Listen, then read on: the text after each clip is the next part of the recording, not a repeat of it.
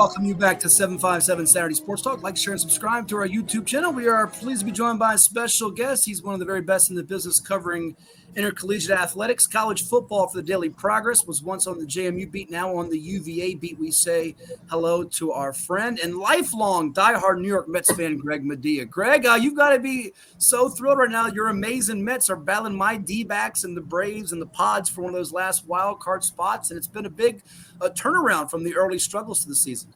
Man, you're right, Matt. Sweating it out a little bit here toward the end. Going to go down a wire. Of course, got another series with Atlanta this coming week. So, that's how that goes. But considering where they were in May and what it's taken to turn it around, impressive, and fun to watch, as you know, a lifelong Mets fan.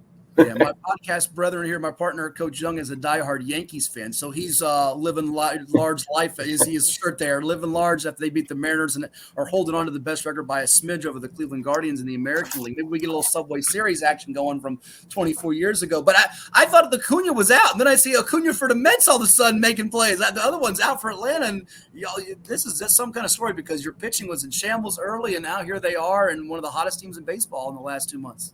Yeah, it's so interesting because it's like they're doing it with some older veteran guys who have been around the block. Sean Manaea, Luis Severino, and, Coach knows with the Yankees. It's like guys who have kind of reclaimed their careers a little bit with the Mets. So been fun to watch, and with what Lindor did, past couple months. I know he's been hurt the last few days, but man, impressive. Yeah, it's a shame he won't get the NL MVP because Shohei Ohtani's on a different stratosphere, a different planet right now. He's out of his orbit. But, he's had a heck of a year. Ed, you wouldn't mind a Subway Series redo, would you? Man, I would love it. Greg, and good morning to you. I'm a diehard Yankee fan, but I don't hate the Mets. And I've been told by Yankee fans, you're not a Yankee fan unless you hate the Mets. But I can't hate the Mets. I do like the Mets, but I have to admit I like the Braves a little better. So I'm rooting for the Braves. But if I would love to see a Met-Yankee World Series by far. I'd love to see that. And Yankees would take that in 4 straight.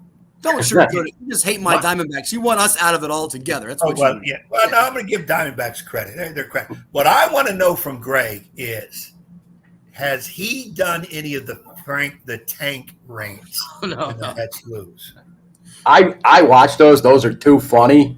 I appreciate those, but no, I don't. I pretty much just watch the games and then, kind of go about my life afterward. But but that's kind of how I am. Greg, Matt sends me when Frank goes off. Matt will send it to me, and I used to go crazy laughing. Now I'm worried because I'm thinking one of these days we're going to see him expire in one of his rants. I mean, just go out. I mean, not bang his head on a wall, but through a wall. As we're going to say, is he okay? Yeah. The Mets will do that to you, though. Sometimes the Mets will do that to you. It's not easy being a Met fan, right? I mean, it's just the way it goes. And all due respect, though, when the Yankees were going through their, what are they doing? And I would get on my Yankee line where some of the fans would talk. They were firing everybody from Steinbrenner down to the bat boy. It was get rid of this guy, get rid of this guy. And of course, when Clay Holmes came in, I'm sitting there thinking, Lord, why not bring him in when you're up 12, not when you're up 2?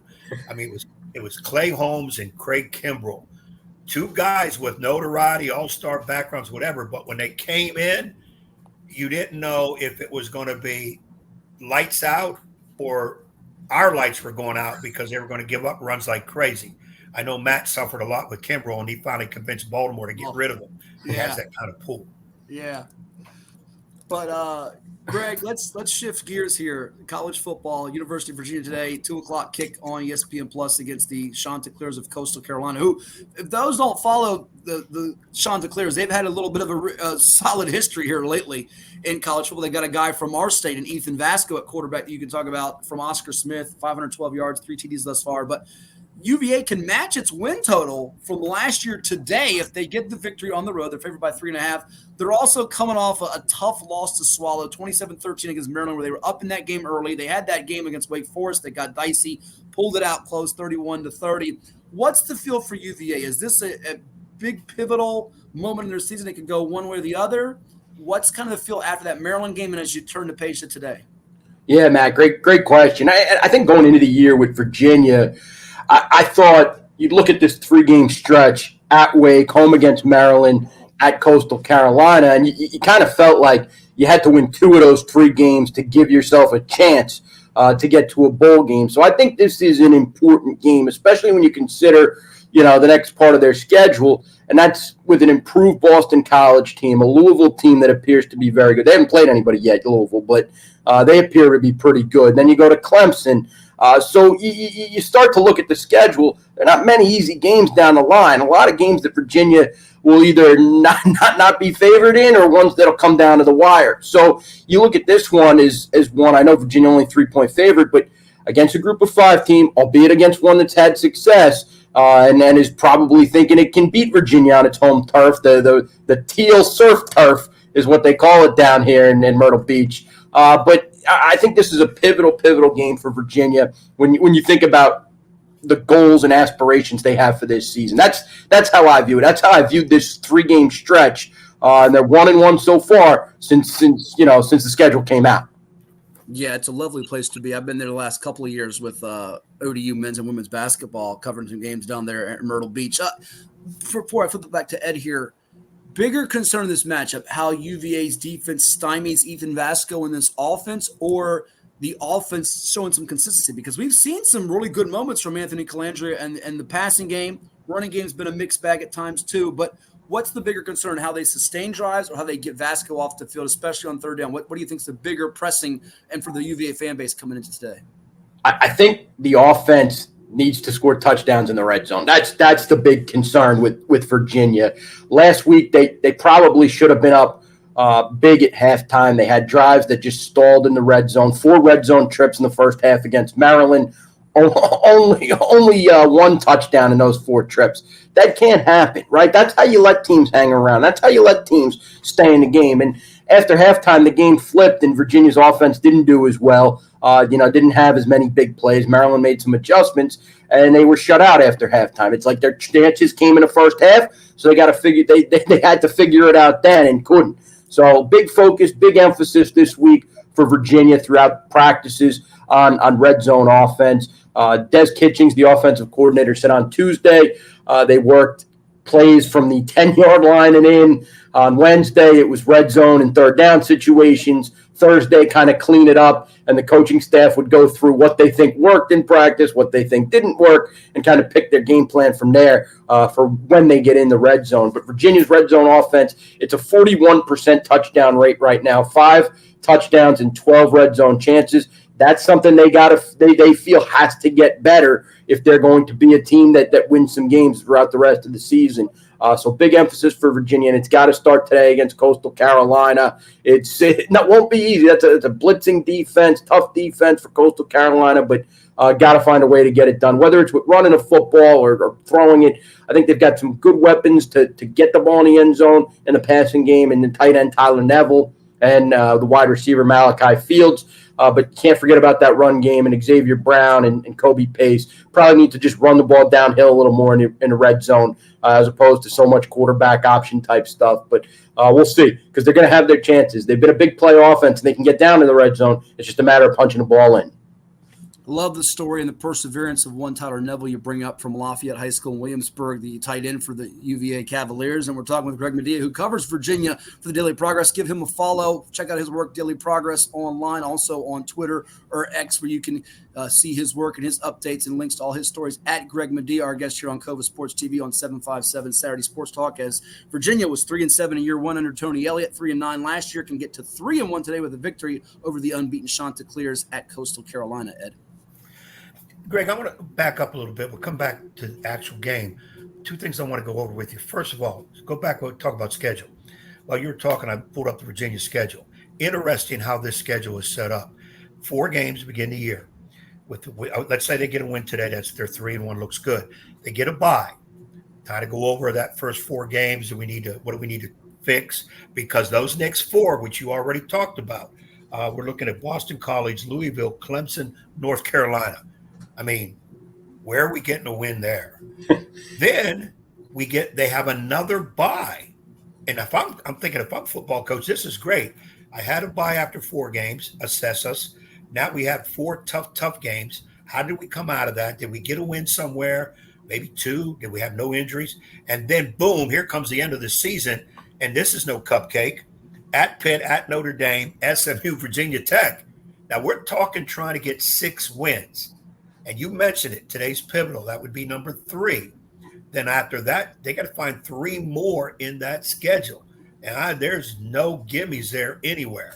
So it's interesting looking at that schedule and how it's set up. And I know it just happened to be that way, where those buys are. They're keys. And I want you to assess that also, but I'm going to throw the second question at you too. How is the feeling with Tony Elliott? Coming to year 6 and 16. Year 3 is big.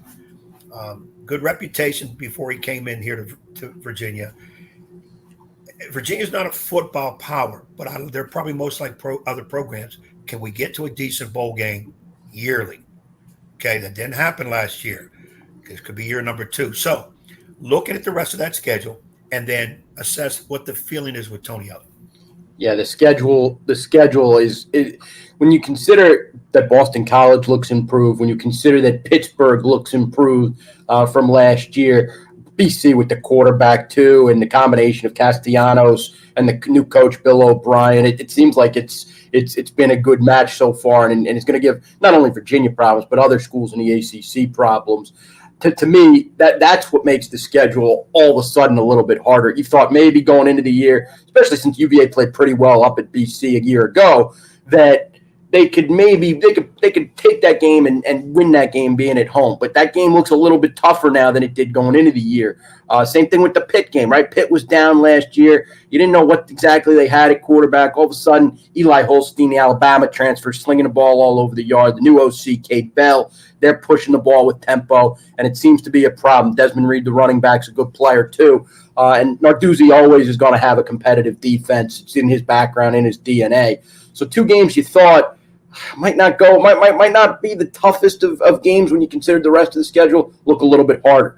The SMU game, though, on the other hand, that's one a lot of people thought going into the year SMU would be a tough opponent, tough team to be reckoned with in the ACC in their first year. I wasn't sold on that, thinking the transition would be a little bit tougher. Now you throw in that they've had a quarterback mess between Preston Stone and Kevin Jennings, who's going to take over as the full-time starter. That game doesn't look nearly as difficult as it did in the beginning of the year. So that it's kind of give and take, except you're taking a little more away than you're getting when it comes to the schedule. But then you throw in the 3 of the last 4 on the road. That makes things very difficult, and that's why I consider today a very, very pivotal game for Virginia. And then to get back to your question about Tony Elliott, I think there's some grace given because of what happened in 2022. There's a setback there, the shooting on grounds that's completely out of control, and the way he led the team through that. And they're still getting over that. I know people looked at last year as their year to get over it, but there's still players in the program that were teammates of those guys who died in that shooting. So I think you get probably, I know most coaches, year 3 is kind of the prove it year. I think there's a little bit more grace with Tony because of what happened and how that set his rebuild back a little bit.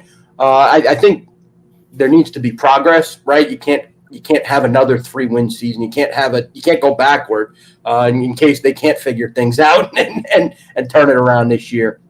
I think there needs to be progress. Can you play competitive games?